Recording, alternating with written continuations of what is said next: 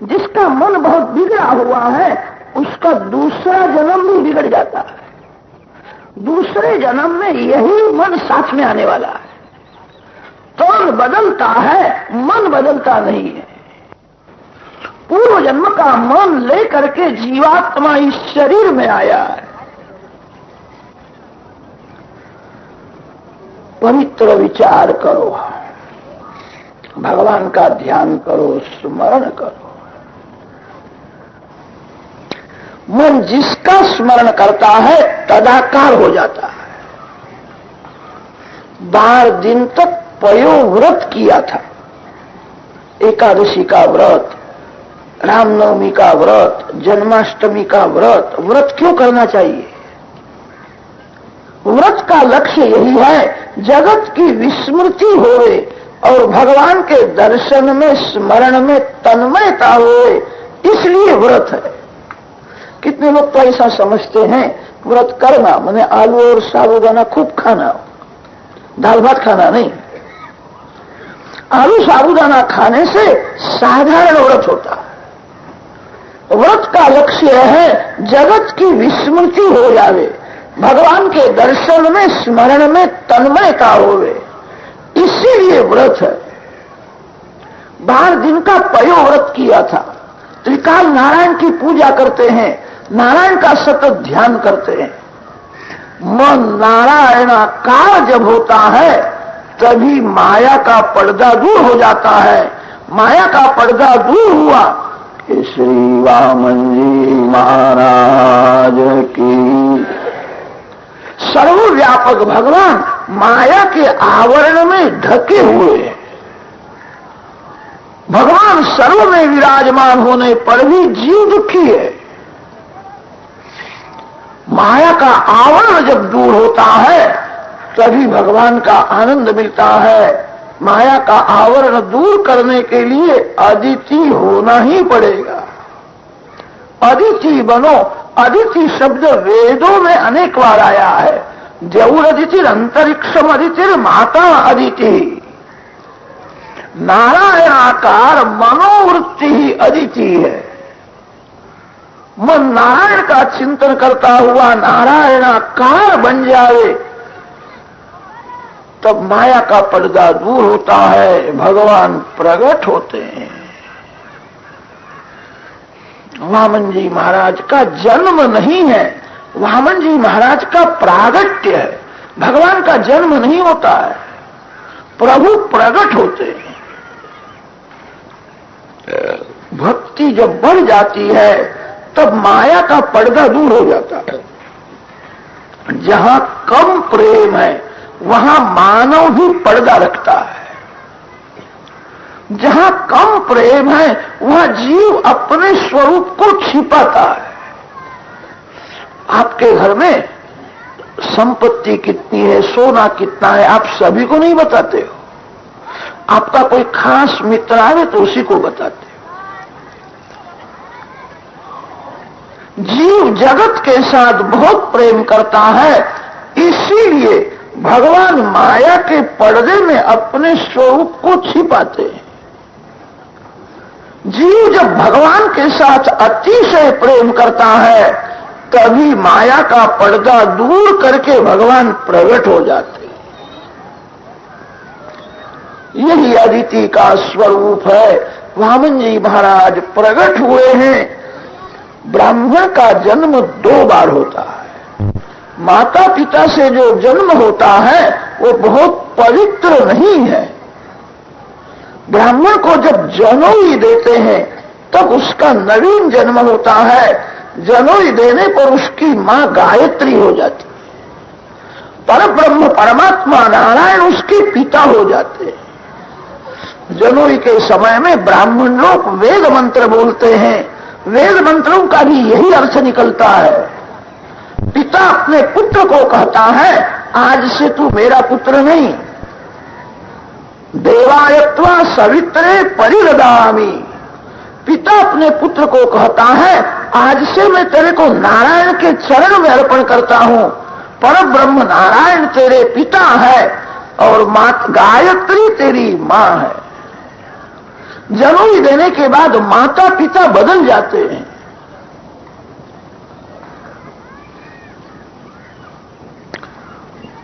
वामन जी महाराज को जनेऊ देते हैं। कोई राजा के घर का सिपाही गले में चपरास रखता है। जनेऊ वेदों में दी हुई चपरास है। जो जनेऊ धारण करता है वो भगवान का हो जाता है, परमात्मा के साथ संबंध होता है। बहुत से लोग तो जनेऊ का महत्व समझते नहीं है। उनको ऐसा लगता है चाबी रखने के लिए रस्सी बड़ी अच्छी है, जनेऊ में चाबी रखने लगे। जो जनेऊ में चाबी रखता है उसको बड़ा भारी पाप लगता है।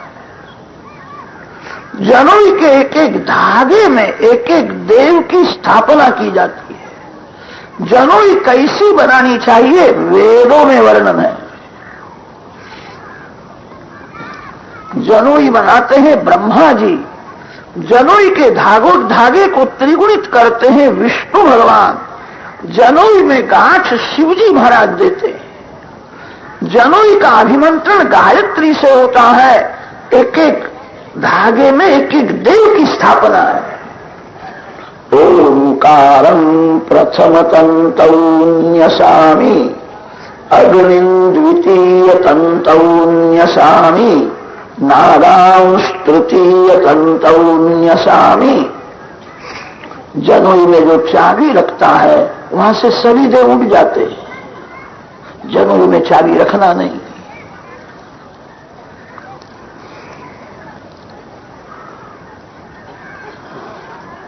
सूर्य नारायण भगवान ने वामन जी को गायत्री मंत्र का उपदेश दिया। बृहस्पति वामन जी महाराज को ब्रह्मचारी के धर्म समझाते हैं। बेटा आज से तू ब्रह्मचारी हो गया, दिवस में 3 बार संध्या करनी चाहिए। सन्यासी महात्मा 4 बार संध्या करते हैं। ब्राह्मण 3 बार संध्या करते हैं, प्रातः संध्या, मध्याह्न संध्या और सायं संध्या। सन्यासी महात्मा मध्य रात्रि में, जब श्री कृष्ण भगवान प्रकट हुए हैं, मध्य रात्रि के समय में चतुर्थी संध्या करते हैं।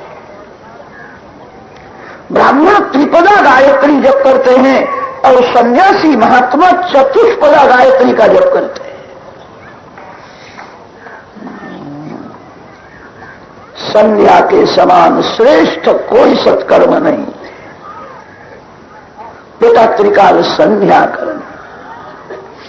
ब्राह्मणों को संध्या में श्रद्धा कम हो गई, तभी से ब्राह्मणों का पतन होने लगा। मनु महाराज ने ब्राह्मण के धर्म बहुत बताए हैं। मनु महाराज को ऐसा हुआ कलयुग में इस सब धर्म का पालन करना बड़ा कठिन होगा, अशक्य हो जाएगा। मनु महाराज की आज्ञा है त्रिकाल संध्या करे। कुर्यादन्यं नवा कुर्यान मैत्रो ब्राह्मण उच्यते। दिवस में 3 बार संध्या करो। जो संध्या करता है उसकी बुद्धि बिगड़ती नहीं है। जो संध्या करता है उसको भीख मांगने का प्रसंग नहीं आता है। त्रिकाल संध्या करने वाले की चिंता सूर्य नारायण को होती है। संध्या का जो समय नक्की किया है उसी समय में संध्या होनी चाहिए। कितने लोग प्रातः संध्या तो करते हैं, 8 बजे और 9 बजे प्रातः संध्या करने के लिए बैठते हैं।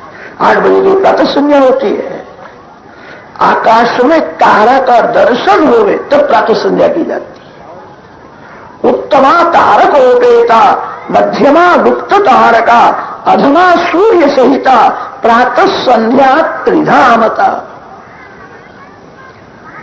आजकल के लोग गाड़ी का समय संभालते हैं। गाड़ी 4 बजे आने वाली हो तो रात्रि में 3 बजे स्टेशन पर जाकर के बैठे रहते हैं, अच्छी जगह मिलेगी।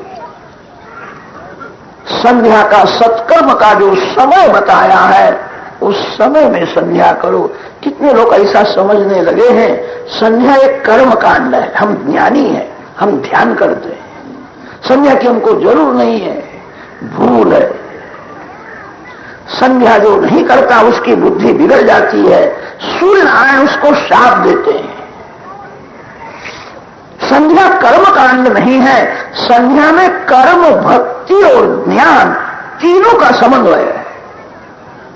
इसीलिए संध्या श्रेष्ठ है। जो संध्या नहीं करता उसके हाथ का पानी भी नहीं पीना चाहिए। जो संध्या नहीं करता वह अतिशय अपवित्र है। संध्याहीनः अशुचिर नित्यम अनर्ह सर्वकर्मसु। संध्या में ब्रह्म ज्ञान भरा हुआ है, संध्या में भक्ति है। संध्या के आरंभ में ब्रह्म विद्या स्वरूप गायत्री माता का हृदय में आवाहन किया जाता है। आयातु वरदा देवी अक्षरम ब्रह्म संहितम। मेरे हृदय में ब्रह्म विद्या स्वरूप गायत्री माता आवे, मेरा ज्ञान दूर करे, मेरे मन में जो विकार वासना है उसका विनाश करे।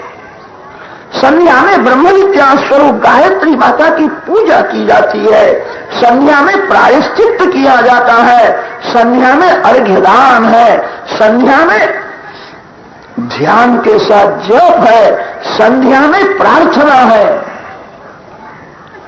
संध्या के समान श्रेष्ठ कोई सत्कर्म नहीं है। जो संध्या नहीं करता उसके हाथ की पूजा देवलोग भी नहीं लेते।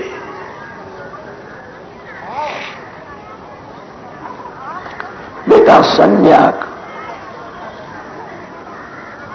प्रातः संध्या करने से रात्रि में कोई पाप हुआ हो तो उसका विनाश हो जाता है। सायं संध्या करने से दिवस में कोई पाप हुआ हो तो उसका विनाश हो जाता है। और मध्याह्न संध्या करने से अन्न में, जल में जो पाप आया है उसका विनाश हो जाता है। अन्न में, जल में पाप आता है। आपः पुनन्तु पृथिवीं पृथिवी पूता पुनातु माम् पुनन्तु ब्रह्मणस्पतिर ब्रह्म पूता पुनातु माम् यदुच्छिष्टम् अभोज्यै यद्वा दुश्चरितम् मम सर्वं पुनन्तु मामापो सतांच प्रतिग्रहगु स्वाहा। मध्याह्न संध्या का यह मुख्य मंत्र है। अन्न में पाप आता है, जल में पाप आता है, मन को बिगाड़ता है। जिसके पेट में शुद्ध जल जाता है उसी का वीर्य पवित्र देता है। वीर्य में जल तत्व मुख्य है। जल अशुद्ध होवे तो वीर्य बिगड़ जाता है। वीर्य बिगड़ने पर जीवन बिगड़ जाता है। अन्न अशुद्ध होवे तो मन बिगड़ जाता है। अन्न दोष, जल दोष को दूर करने के लिए मध्याह्न संध्या है। बेटा, त्रिकाल संध्या करने की जरूरत है। वामन जी महाराज संध्या करते हैं, सुंदर लंगोटी पहनी है, अग्नि में होम किया है। साक्षात जगन माता पार्वती जी वहां आई है। माता जी को वंदन करके कहा है, मां मेरे को भिक्षा दो। पार्वती माता भिक्षा देती है। ब्रह्मचारी का नियम है, भिक्षा में जो कुछ मिले वो गुरुदेव को अर्पण करना पड़ता है। गुरुदेव जो देवे वही खाना है। सादा भोजन करे। बहुत जो मीठा खाता है, मिर्चा खाता है, इमली खाता है, वो संयम नहीं रख सकता। जो सादा भोजन करता है, दूध भात है, दूध रोटी है, जो सात्विक भोजन करेगा वही संयम रख सकता है। राजसी अन्न खाने से शरीर में ऐसी गर्मी उत्पन्न होती है जो शक्ति का विनाश करती है। बेटा, सावधान रहना है। जिस पुस्तक में श्रृंगार का वर्णन होवे ऐसे पुस्तक पढ़ना नहीं। श्रृंगार के चित्र देखना नहीं।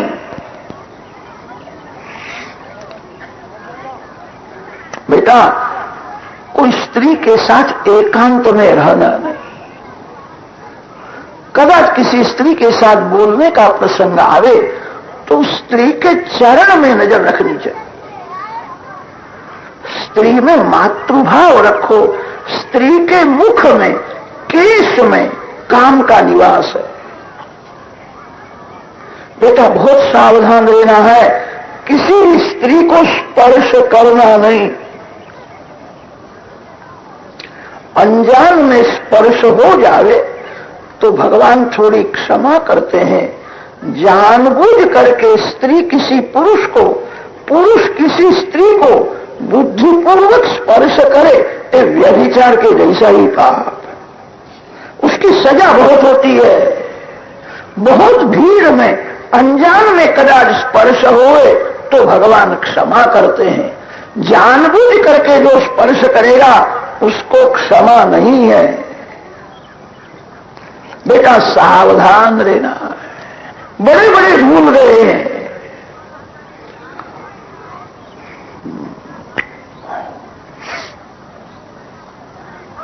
रामायण में कथा आती है, 14 वर्ष लक्ष्मण जी श्री सीता माता की सेवा में रहे हैं।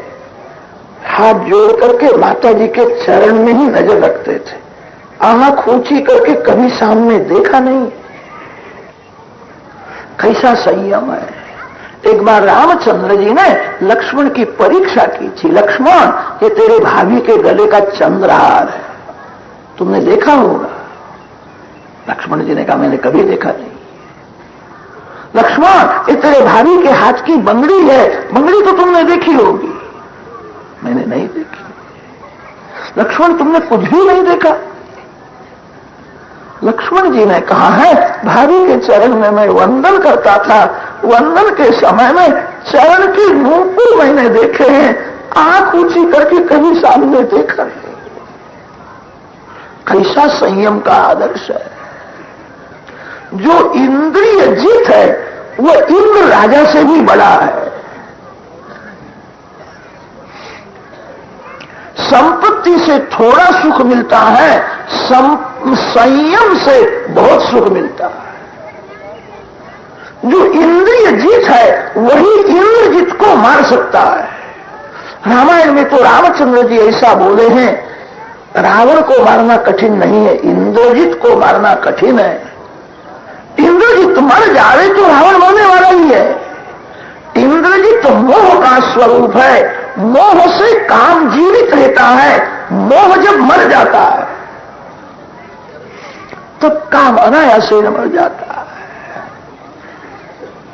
लक्ष्मण जी महाराज इंद्रिय जीत है, कैसा संयम है। संयम से बहुत सुख मिलते हैं। एक साधु महाराज कहते थे भारत की दशा कब से बिगड़ने लगी, भारत के लोग सिनेमा देखने लगे, बाजार का खाने लगे, तभी से भारत की दशा बिगड़ गई। सिनेमा वाले को तो पैसा ही कमाना है, ऐसे खराब श्रृंगार के चित्र बताते हैं जो देखने वाले का जीवन को बिगाड़ देते हैं। मन में खराब चित्र आ जावे तो मन में से वो चित्र जल्दी नहीं निकलते हैं। भक्ति का अर्थ यह होता है भगवान का स्वरूप हृदय में स्थिर करना भक्ति है। संसार के चित्रों को मन में से निकालना ही होगा।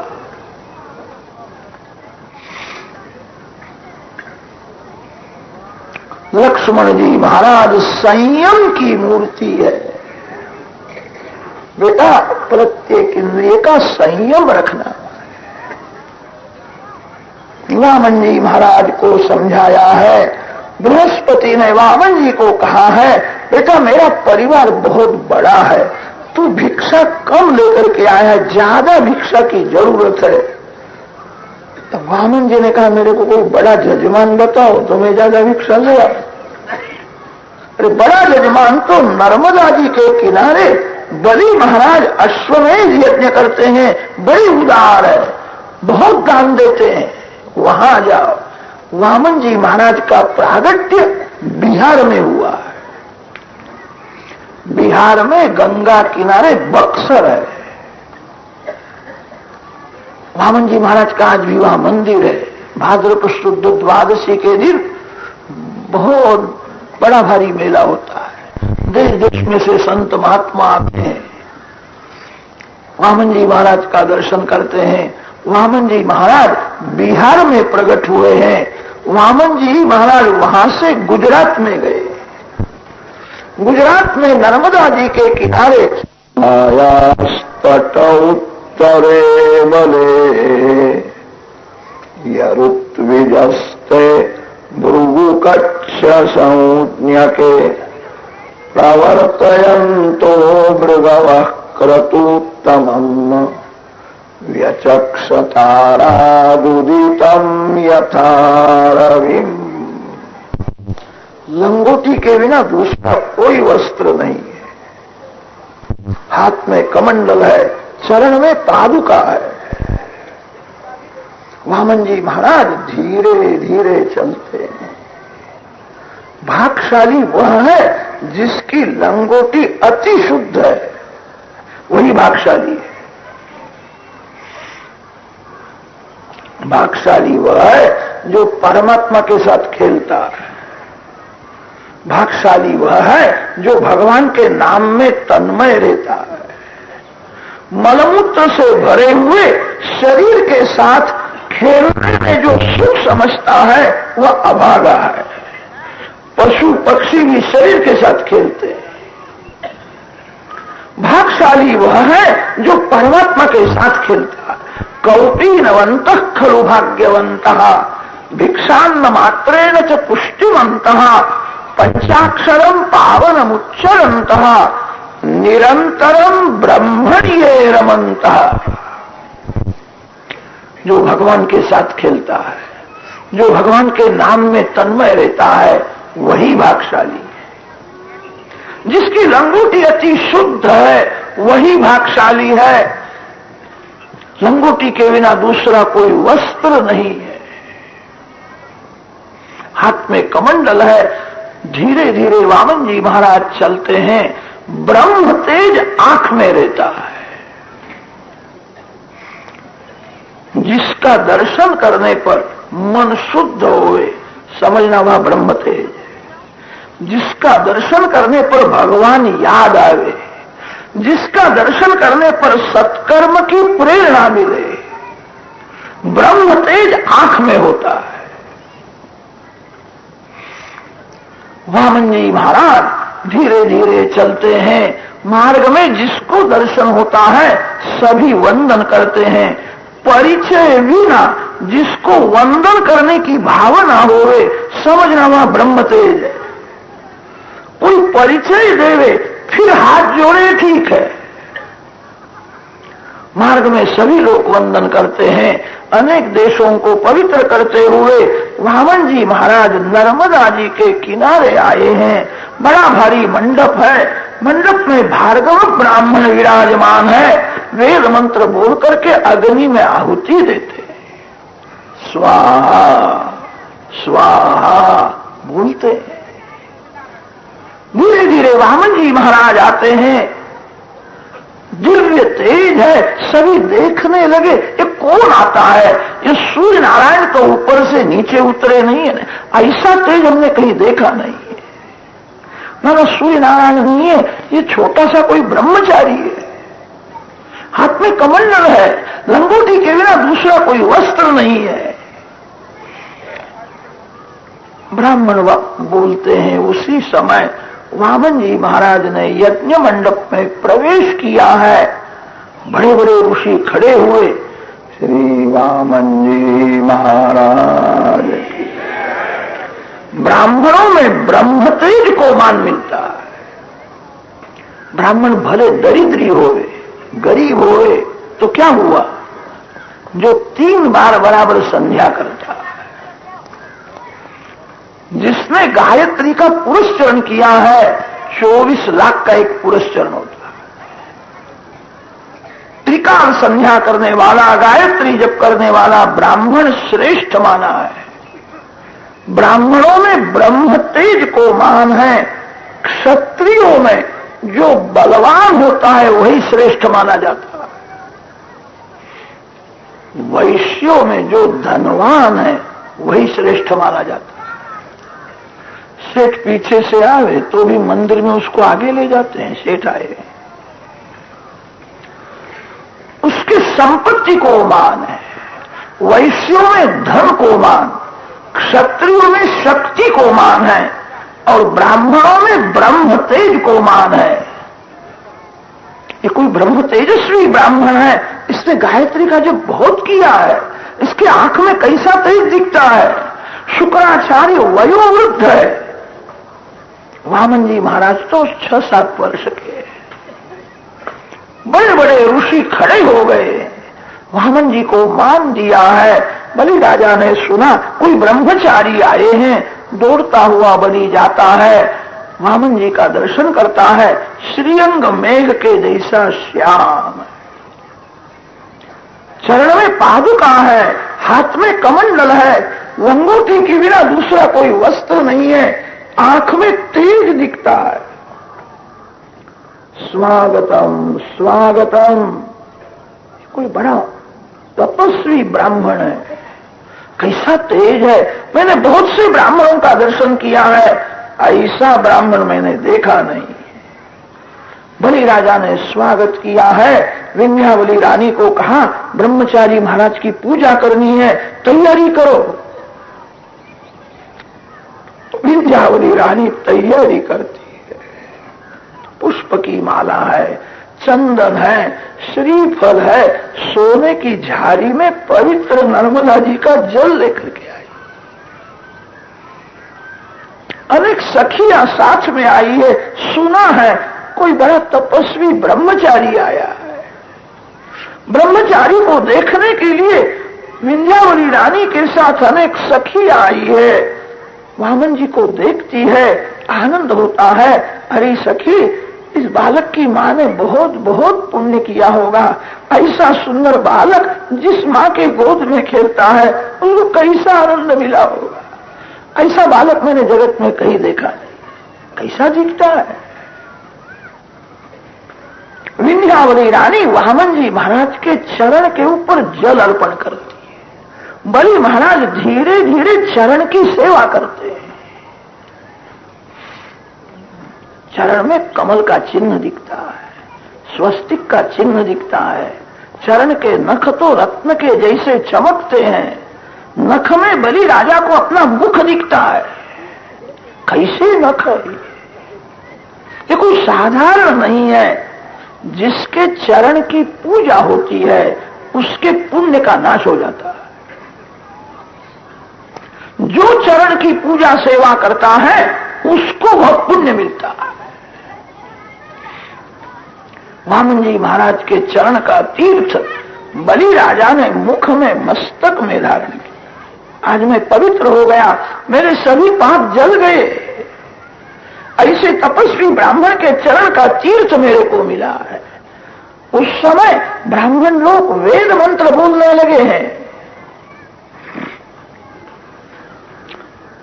विष्णुर्मुखं वीर्याणि प्रवोचय्यः पार्थिवानि विममे रजांसि यो अस्कमायदुत्तरं सधस्थं विचक्रमाणस्त्रेजोरुगायः चरणं पवित्रं विततं पुराणं येन पूतस्तरति दुष्कृतानि। वेद मंत्र बोलते हैं। चरण का तीर्थ बलि राजा ने मुख में मस्तक में धारण किया है। वामन जी की पूजा करता है। वामन जी को वंदन करके कहा है, आज मेरा जीवन सफल हो गया, आज मैं पवित्र हो गया, आज मेरा यज्ञ सफल हुआ, आपके चरण का तीर्थ मेरे को मिला है।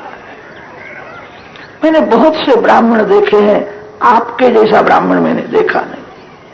मेरे को तो ऐसा लगता है इस संसार में जितने ब्रह्म तेजस्वी ब्राह्मण हैं उनके ब्रह्म तेज से आपका यह शरीर बनाया है।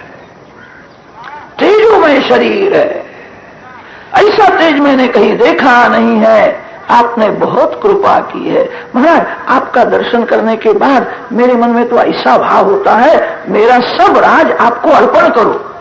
जहां प्रेम होता है वहां देने की भावना होती है। प्रेम में कभी लेने की इच्छा नहीं होती है। जहां लेने की इच्छा है वो प्रेम नहीं है, मोह है। मेरा सब राज आपको मैं अर्पण करूं। वामन जी महाराज मन में बोले हैं, तेरा सब कुछ लेने के लिए ही मैं वामन होकर के आया हूं। मेरा राज आपको अर्पण करूं, संकोच करना नहीं। आप जो मांगोगे सो आपको मैं दूंगा। गाम कांचनम गुणवद्धाममृष्टम तथा न पेयम उतवा विप्रकन्या।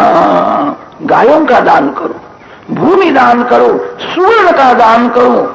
महाराज, आपको लग्न करने की इच्छा हो तो कन्या दान करने के लिए भी मैं तैयार हूं।